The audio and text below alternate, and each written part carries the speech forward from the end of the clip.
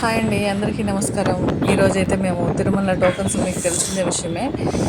జనాలు తక్కువ ఉన్నారని చెప్పేసి పోయి టోకెన్ అయితే కట్టుకున్న విషయము. ఇంటి నుంచి అయితే బయలుదేరినాము మరి తిరుమలకి.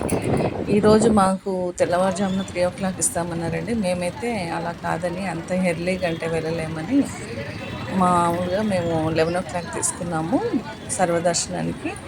అంటే మనం 24 hours లోపల ఎప్పుడైనా వెళ్ళొచ్చు తిరుమలకి. మనకు ఆ టైం లోపల మనం దర్శనం చేసుకునే టైం అనేది అవైలబుల్ ఉంటుంది. ఒక 1 hour 2 hours ఇట్లా ముందు వెళ్ళిపోయినా లేట్కి వెళ్ళినా ఏమి అనరు.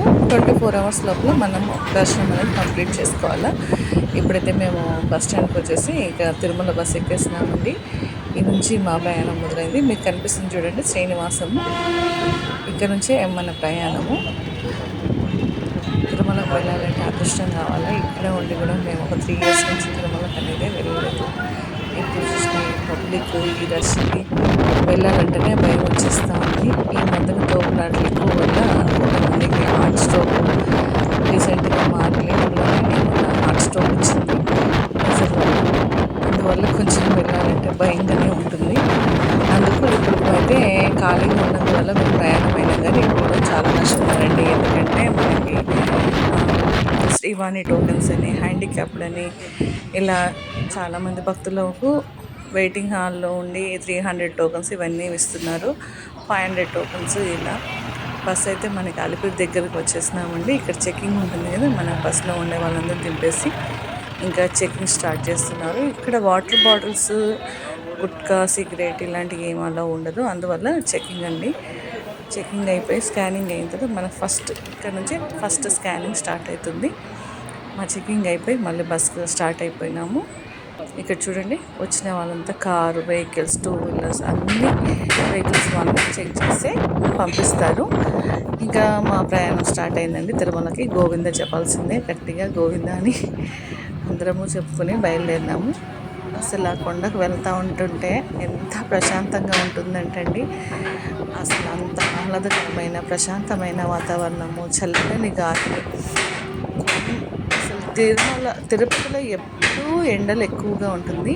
ఇప్పుడు మాకు ఆగస్టు నెలలో కూడా ఎండలు విపరీతంగానే ఉన్నాయి. కొండపైన చల్లగా ఉంటుందని నేను అనుకున్నాను, కానీ కొండపైన కూడా చాలా ఉంది ఎండలు. మనం పోయే దారిలో కోతులు కనిపించడం, జింకలు, ఏనుగులు, పులులు ఇవన్నీ కావాలి. కానీ మన వెహికల్స్ వాళ్ళకి అవన్నీ బయటికి రావు, కోతులు మట్టుకు వచ్చేస్తాయండి. 2 wheeler వెళ్ళేవాళ్ళు, కార్లో వెళ్ళేవాళ్ళు అక్కడ మధ్యన మనకు వినాయకుని గుడి, అక్కడక్కడ కూర్చోవడానికి, మనకు రిలాక్స్ కానికి వాష్రూమ్స్, స్టే అయ్యి కొద్దిసేపు కూర్చొని అలా బయలుదేరవచ్చు. మనకు చూడండి ఎంత అద్భుతంగా కనిపిస్తున్నాయి ఈ కొండలు.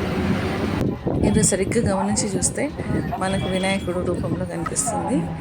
మొత్తం మీద తిరుమలకైతే మేము వచ్చేసినామండి. ఇది నడిచిపోయే దారి వాళ్ళకి.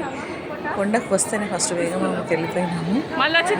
చేసుకునేసి మళ్ళీ వరహాస్వామి దర్శనం చేసుకోవాలనే ఉద్దేశంతో చూడండి అందరు ఇక్కడ రాగానే ముందు ఇక్కడ ఈ డ్రాయింగ్ చూసి అందరూ అక్కడ స్టార్ట్ అయిపోయి ఫొటోస్ దిగే వరకు ఎవ్వరు అన్నదానం క్యాంటీన్లకు వెళ్ళరు.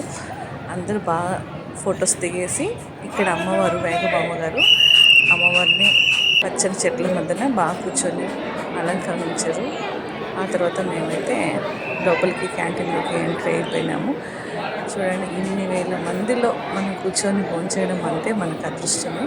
ఆల్రెడీ వాళ్ళు అరిటాకు వేసి కొబ్బరి పచ్చడి, క్యాబేజీ తాలింపు, మనకి ఒక వడ, చక్కెర పొంగలు రెడీగా పెట్టేసి ఉంటారు.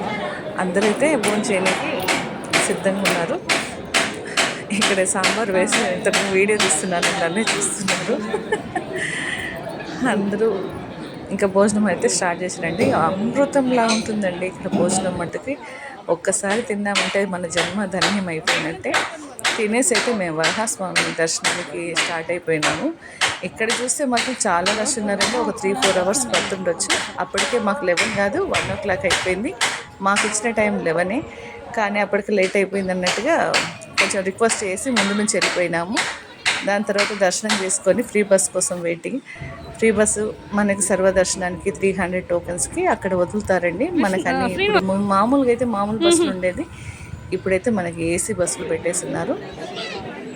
ఇక మనకి లైన్లోకి వెళ్ళిన తర్వాత మామూలుగా అయితే షెడ్లో వేస్తారు, మనకు చెకింగ్ చేసి ఫోన్లు తీసుకొని బ్యాగులు అన్నీ లగేజ్ అన్నీ కౌంటర్ పెట్టేసి. కానీ ఈసారి ఏమో తెలియదండి, మరి మొత్తము లైన్లోనే నిల్చోబెట్టి మళ్ళీ తర్వాత షెడ్లో కాసేపు ఉంచారండి. ఫోన్స్ అన్నీ తీసుకునేసి కాసేపు కాకుండా ఒక 3-4 అవర్స్ అలా వెయిట్ చేసిన తర్వాత మాకు దర్శనం అయితే కంప్లీట్ అయింది. మేము బయట వచ్చేసరికి కరెక్ట్గా వర్షం అండి, చూడండి అందరు తడిసిపోతున్నారు. ఇప్పుడు టెంకాయ కొట్టేదానికి ముందుకు వచ్చినాము.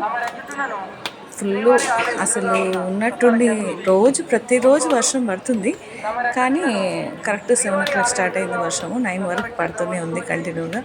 ఎన్నెన్నో కోరికలతోని ఎక్కడెక్కడి నుంచో వచ్చి ఇక్కడ మొక్కులు తీర్చుకుంటూ స్వామివారికి. అసలు ఇంత దూరం రావాలన్నా, కొన్ని కోట్లు పెట్టుకున్నా కూడా రావాలన్నా మనకు రాలేమండి.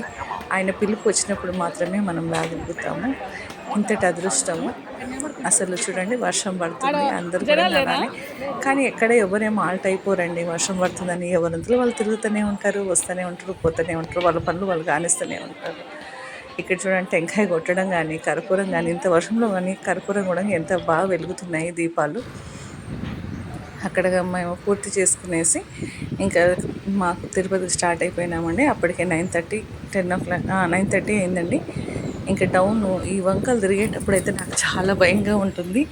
అలా వంకలు తిరుగుతూ చేస్తూ కిందికి వచ్చేటప్పటికి తిరుపతి చూడండి ఎంత అందంగా ఉందో, చాలా బాగుంది.